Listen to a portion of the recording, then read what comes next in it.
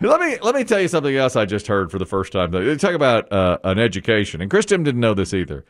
And I don't know that this is clocked, but it sure sounds right. This has nothing to do with politics. There's a guy on TikTok, and he is a Midwesterner from Illinois, and he's explaining the difference in butter if you're east of the Mississippi versus west of the Mississippi. If you're West Coast, your butter looks different. Now, I had no idea. No. We have a station in Nebraska. They're west of the Mississippi, of course. And I wonder what their butter looks like, because this gentleman says that when you are in an eastern state, it's basically broken down the middle of the United States. If you're in an eastern state, you get a stick of butter, which, of course, we're all familiar with. But if you are in a western state, now that stick is known as the Elgin stick. There's a town in Illinois called the regular stick of butter. It's called 5 inches long, maybe? Yeah. That's about right. They call it the Elgin stick because Elgin, Illinois was first to do butter. I mean, 200 and some years ago. They produced the butter. The Midwest made most of the butter in the United States. They formed it. Their machines cut it into that stick. So they call it the Elgin stick. Well, in the 1960s, California started producing as much dairy, as much butter as the Midwest, and they had different machines and new machines that cut it into much more of a block. It's thicker but shorter, and they call that the Western Stubby. So if you're west of the Mississippi, you get a Western Stubby.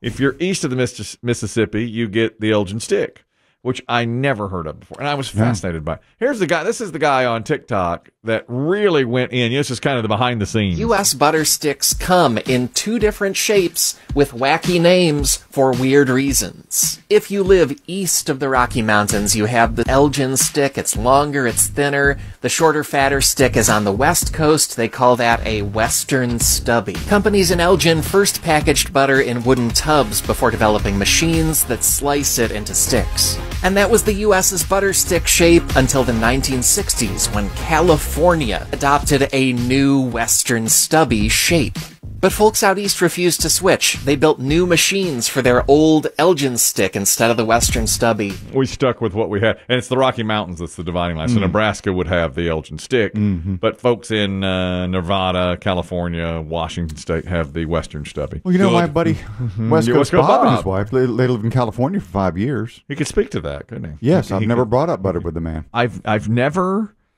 even considered that it might be in any other shape except what is known now as the Elgin stick, which we just learned. I was fascinated. I was like staring at this guy on TikTok. He was. For a while. He did. For a while. And Chris Demm said, is that clogged? Stop saying Western Stubby. That's what the darn thing's called.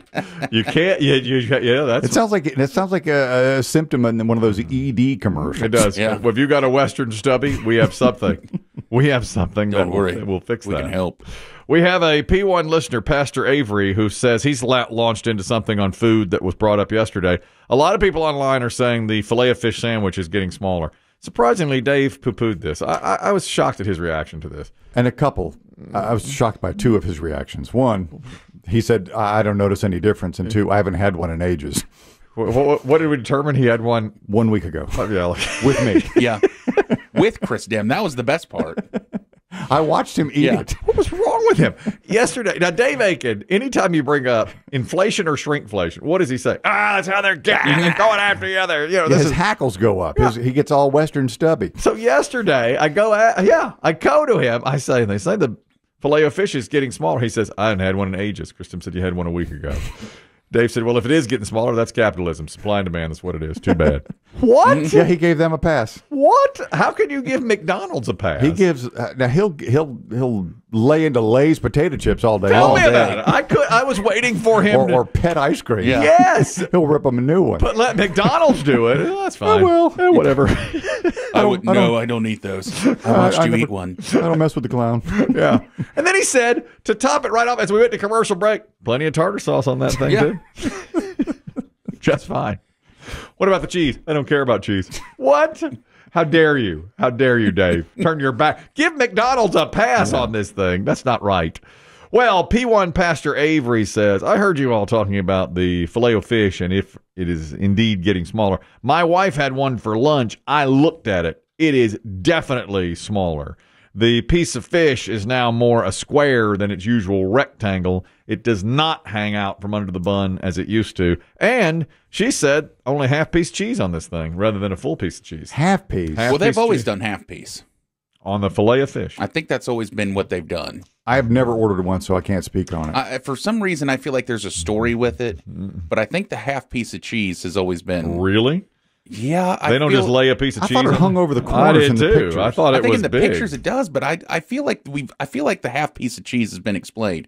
However, if it's not hanging over the bun, though, that's changed because that used to be like, of course, the big piece. Of course, it hung over the bun. It was rectangular. Now it's square in shape. You can't see the fish. There's one. I guess Bojangles has one for Lent. They call theirs the Bojangler, and it's enormous. It's like an inch hanging off each end of that bun. Interestingly, for a while we talked about in the United States how the portion size was so big, and so now it's starting to shrink. But they're charging this. So that's the whole thing with shrinkflation, of course. But Dave just was nonplussed by it. He said, okay, whatever. Yeah. That's it. Well, Pastor Avery says that indeed the Filet-O-Fish is shrinking. But it's anecdotal, because if you don't have one from 6 months ago. That's right. It's one sandwich. You're just relying on your memory, and as we can tell with their... not 100% reliable. It might not be accurate, yes. All right, you have it. I got it. The half piece of cheese. It is on purpose. McDonald's thinks that the cheese flavor shouldn't be overpowering. Okay. So it says, but for years what people do is they see the half piece of cheese and get angry about it, thinking they're being shorted. But it's actually part of McDonald's plan. It's always been a half piece of cheese. I did not know that. I've probably alert the pastor.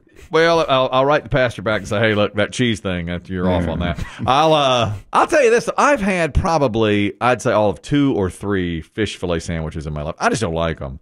I had one. I've had them at other places, that are versions of McDonald's, and they're okay. I do, because as a kid I didn't like tartar sauce, so I would never order that sandwich. Me neither. One time out of curiosity, maybe twice.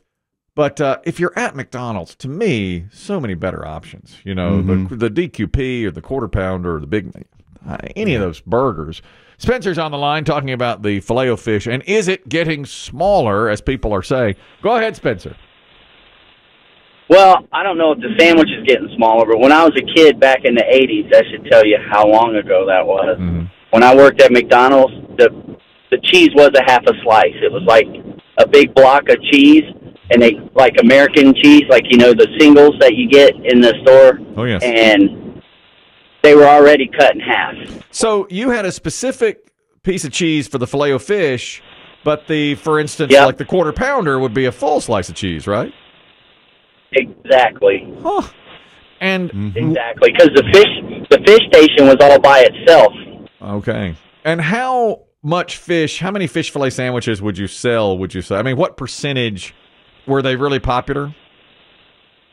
Back in the 80s, they were very popular. Now I couldn't tell you. Yeah. I wonder, they may still be. They were selling them just as much as the nuggets. Now, if you want a really good fish sandwich, Culver's in Kernersville, the hamburgers place.